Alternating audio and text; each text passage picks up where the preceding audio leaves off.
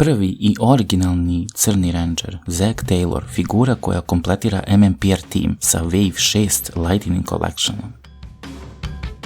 Kao jedan od originalnih MMPR Rangera, Zack Taylor dolazi u vidu figure koja nudi gotovo isti nivo artikulacije kao i njegovi prethodnici iz tima. Ipak, ono što je možda najveće iznenađenje jeste civilna glava koja zapravo predstavlja njegov izgled ni manje ni više nego iz druge sezone. Mnogima je ovo iznenađenje, ali postoji logičan razlog ovog postupka. Pre izlaska crnog MMPR Rangera izbačena je figura Zacka sa Dragon Shieldom. Pomenuta figura nije bila deo standardnog Wave-a, već je bila Wall Green ekskluziva. Za one koji ne znaju ili se ne sećaju kristalno jasno, u jednoj od epizoda Tommy pozajmljuje Zacku svoj Dragon Shield, gde mu daje sposobnost da boostuje svoje moći u borbi protiv čudovišta. Ovo je inače jedini put da Zack nosi Dragon Shield, ali je ostao upamćen po ovoj sceni. Naravno, pored ove, svi već znamo da su na kraju moći otišle u Jasonove ruke, pa smo tu imali prilike da vidimo njega kako nosi isti štit. U pakovanju sa Black Rangerom dolaze i civilna glava Zacka i to iz prve sezone. Te tako Hasbro odlučuje da nova figura standardne verzije ima drugačiji izgled. Izgled civilne glave je solidan, ima sličnosti, ali nije jedno od najboljih u kolekciji. Ako imate prilike da dođete do Dragon Shield verzije, preporuka je da zamenite glave jer će mnogo lepše izgledati tako. Artikulacija je sasvim na mestu.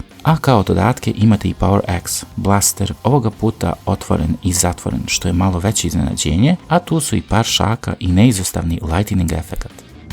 Fabrička kontrola je solidna. Iz nekog razloga na Morpheru nema crvenog detalja, te se ovo desilo i sa još nekim figurama poput Dino Thunder White, koji je kasnije dorađen. Moguće je da je jednostavno neka fabrička greška, ali opet detalj je lako modifikovati kao i većinu koja izostane, pa tu nećemo tražiti previše mana. Kada bi ocenjivali striktno, ocena bi bila 8 od 10. Artikulaciju ne treba ocenjivati jer kao i sve druge deli isti nivo i tu nema razlike. Kontrola detalja je solidna. Fali detalj zbog kojeg, ako niste spremni da sami nešto doradite, može predstavljati čudan problem ako planirate da okupite ceo MMPR tim na polici. Kalop kacig je tako odrađen da izgleda dobro, ali nije 100% isti kao u seriji. Ovo je isti problem koji se ranije javio kod MMPR crvenog Rangera, ali je remastered verzija rešila i to.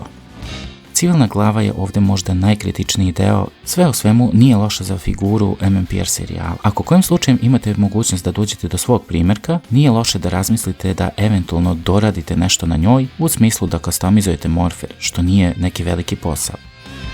Ne zaboravite da se subscribe-ujete i lajkujete, a svakako pišite u komentarima mišljenja o ovoj i ostalim figurama iz Lightning Collection linije.